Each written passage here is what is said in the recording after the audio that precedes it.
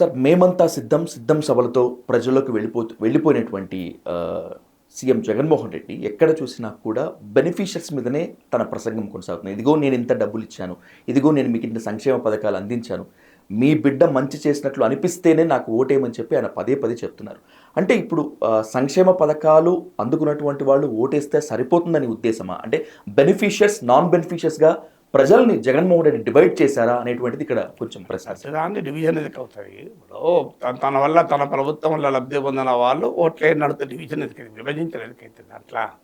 So ఇప్పుడు pass అవుతారు, fail అవుతారు అంటే క్లాసును విభజించినట్ట. అర్థం లేని ఆర్గ్యుమెంట్ కదా అది. దాన్ని విభజించడం ఎందుకంటారు? ఇప్పుడు ప్రభుత్వ పథకాల వల్ల లాభం పొందిన వాళ్ళు ఓటేయండి అనడం కూడా విభజన ఎట్లయితుంది? సో ఎవరైనా ఇప్పుడు సంక్షేమ పథకాలు దేశంలో ఇక్కడే కాదు, ఇప్పుడు మా కేంద్ర ప్రభుత్వం కూడా అదే చేస్తోంది. తెలంగాణలో కూడా కేసీఆర్ అదే చెప్పాడు కదా, ఆ పథకాల వల్ల లబ్ధి పొందిన వాళ్ళు ఓటేయండి అని. ప్రభుత్వము రాజకీయ పరమైన వ్యవస్థ. సో ప్రభుత్వం ప్రజలకు మేలు చేసినప్పుడు ఆ ప్రజల నుంచి ఓట్లు అడిగే హక్కు ఆ ప్రభుత్వాలకు ఉంటాయి కదా. మేలు చేస్తారని ప్రజలు భావిస్తే ఓట్లు వేస్తారు, మేలు చేయలేదని భావిస్తే ప్రజలు ఓట్లేరు. సో అందువల్ల ప్రజలకు హక్కు ఉంటుంది, ప్రజలకు అభిప్రాయం ప్రజలకు ఉంటుంది. కానీ రాజకీయ నాయకులు ఏం చెప్పి చేయమన్నారు, ఓట్లు ఏమన్నాడు కానీ.